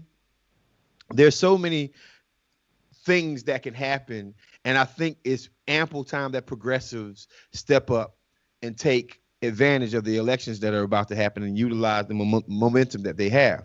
We're going to see, and I think it's a good time for us to test what we are about as progressives, white and black, and any other color in America, like what we are as progressives across the board. Can we take this energy and actually galvanize electoral maps? You know, I didn't realize until a couple of weeks ago that Nikema Williams, my congresswoman elect that's taking John Lewis's seat, believes in Medicare for all. Right. She supports Medicare for all, and she's literally going to push for it in Congress. And these are the things that we need to see, especially out of safe Democratic seats. The only thing that I'm tired of is Nancy Pelosi right now. I'll say it. I'm tired of her. Absolutely. I'm just tired of her. I'm tired of her ethos. I'm tired of her what she brings to the table. I know here's good parts. I know she goes to war against Republicans in some of the best ways possible, but she does not represent me. Right. She just doesn't represent anybody that looks like me or my neighborhood. And I don't think she even has a good understanding of it. Matter of fact, in her first phone call is to Jim Clyburn for advice. Come on now. Well, fellas. Are we calling it a day? No, y'all tell me, man. I just I know because we got started just a little bit late, but and I know we all got agendas and stuff we got to get going. Go ahead, Mark Mundell. I just want to say I hope for her sake, Keisha Lance Bottom is a part of Joe Biden's administration, because she's gonna get primaried. Yeah. Ooh. Going against those protesters is going to get her primaried, and she better be on the lookout, because I don't know if I'm going to support her. I'm going to be working hard. Yeah. So I'm just saying, like, the way she support cops, the money she put behind them, the things she say, yeah, buddy. Mondale, why do you think these politicians do stuff like that, man? Like, all of the streets, all your cousins, all your friends out in the streets doing this work, giving cops the business, and the first thing you do as an elected official is start pointing the finger at the black people in the streets, like black and white folks in the streets. Like, what? Right. Why do you think they do that, man?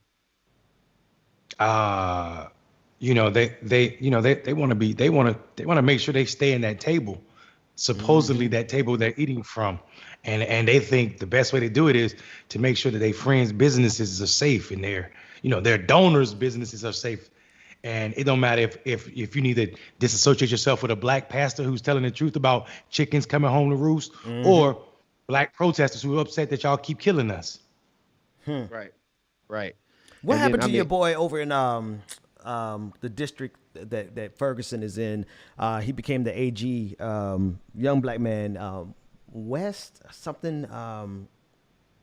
But anyway, they elected a black attorney general, a prosecutor over in Ferguson, and when he reviewed the case, he got they turned on him because he ended up backing the same decision, the Michael Brown decision. He ended up backing it. And he was elected based on the idea that a black progressive prosecutor would be able to bring justice. And that the question that you asked, Marcus, is the same one that I'm wondering here. Like, are there still just institutional forces in addition to the ideological differences, right? You do have some folks, black folks, who just want to get in power, and they had no intention of doing anything for us. But I'm wondering if there's some institutional forces that really tie their hands as well. You mean like the Atlanta Police Department saying something like, if you say anything bad about us, we will just quit? Yeah.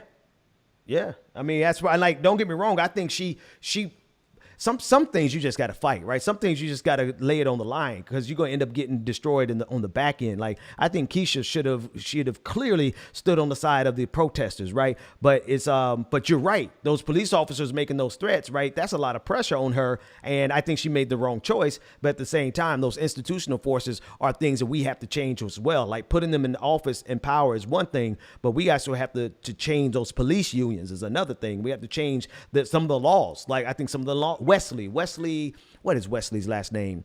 Wesley Bell. Wesley Bell. That's it. So it's also the laws that got to change, man.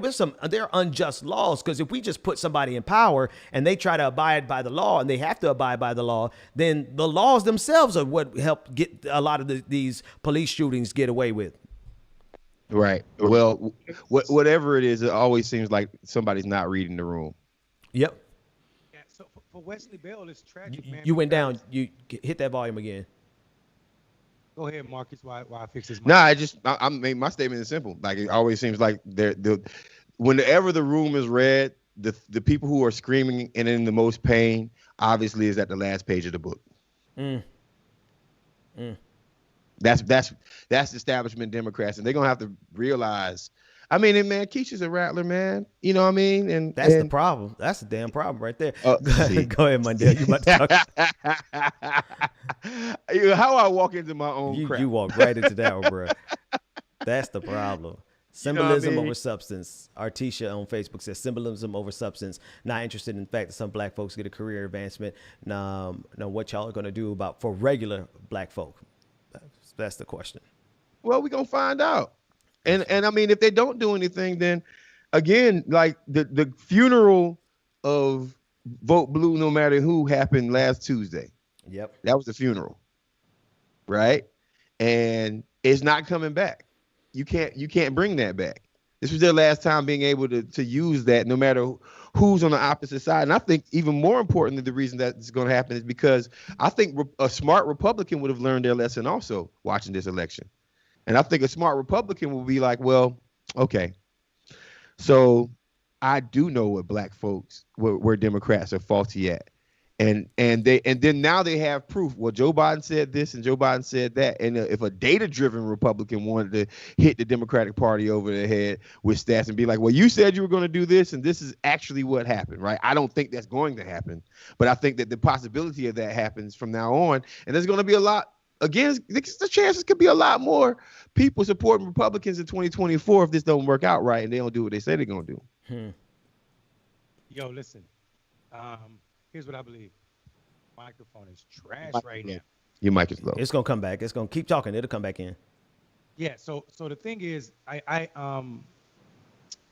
think it's all about power, right? Like, let's be honest. I feel like these people got somewhere, got comfortable being in their place, and refused to let go, regardless if it means throwing your mama and your grandmama under the bus.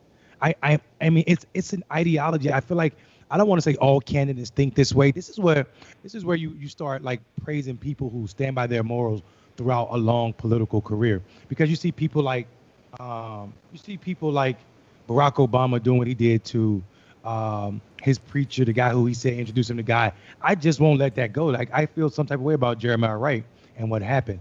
Also, you see it with Keisha Lance Bottoms. Like, how can you throw away Black Atlanta when you are the mayor of Black Atlanta? Like, and when I say Black Atlanta, I'm talking about the whole city. The city's black, if you ask me. I just feel like if you believe what Bim said, that Atlanta influences everything, and I tend to believe that, then Keisha Lance Bottoms politics are just like the rest of these folk. And it's tragic that it has to be that way, even in this city that is supposed to be black, Mecca, or as T.I. said, Wakanda. It's Wakanda for them because they can make that money off of that brand. Because they got all the vibranium. Exactly. So, but here's the thing. Right. The rest of us are right on the outside of that bubble without any of it. We ain't got none of those purple flowers that make us strong. I'm talking about dollars. Let me say something else too real quick about Wesley Bell. Wesley Bell's situation was a sad situation, right? He's also the reason that I say that there can't be a thing called progressive police officers or district attorneys. Mm-hmm. This brother, I mean, he was elected by the people in the street of St. Louis and Ferguson to go do something. He got there and realized he couldn't do it because of the laws at hand. You know what I'm saying? So this is why I'm trying to tell people, there ain't no such thing as progressive DAs. There's some DAs that do less harm to our community, but until DAs are talking about how to get rid of some of their district attorneys, how to make their office budget smaller, how to send services to other administration, other parts of the county administration, then they too are a part of the problem that is locking black bodies up. That's right. Hey, could Trap Squad, would y'all help us, Clickbaity Political Thirst Trap, would y'all help us with something? Would y'all help us put issues over personality, would y'all help us and remind the world that celebrity isn't the answer for our communities? Would y'all actually support and remind us that, like, whoever they bring to the table, whether it's a Grammy or a platinum selling artist or the first black whatever, right? Would y'all fight with us? Because if they ain't doing nothing for us, then let's not give them a pass this time. Let's just not collectively, let's not give them any passes and stay on their butts. Matter of fact, I'll just put $10. Stay on their ass. We got to stay on their ass. I think we got to be. I mean, there's a list of words that we could say. The FTC is going to strike us. So I mean, ass is in the Bible too, man. Come on, like you can say ass in the church, right? So you ain't got to spend $10 on ass, man. Okay, all right. So I'm pretty low this time around. I might be able to buy me some coffee today. There you go. And everybody's agreeing with you, man. Good. Good. Fight with us, man, because like what we have allowed a celebrity to stop progress. We have allowed fame to get passes. They got once we became fans of politicians, that's when they realized they can get away with anything they want to get away with. Yeah, and let's just keep a good, healthy amount of hate for all of them, like Marcus. Agreed. I'm with it. I think Donald Trump's presidency is exactly that, bro. Donald Trump realized from his TV show where you could get famous for firing people, and he brought it to the White House. He brought it to the president, like the presidential space became a talk. It came like the motto went from diplomacy and how to interact with other foreign leaders, and became with how to interact with the media in a way that you can use it for your gain. And Donald Trump, I think, mastered that. Like, so when people call him dumb, I mean, like there's a level of like lack of knowledge. There's also some evil genius inside of him, and that genius, it's about manipulating minds of folk, and also and also media. I mean, if you think about it, Donald Trump created a cult. Yeah. A cult out of American political system, right on TV. That's right. He didn't hide his cult like David Koresh. And a murderous one at that, Mondale. A murderous cult. Like Charlottesville, COVID. Like, these guys were responsible for. They're gonna take some of these credits. They're gonna take some of these credits. They got to. Cool. Fellas, we got to do it again first thing in the morning. We're coming up on the 2-hour mark here.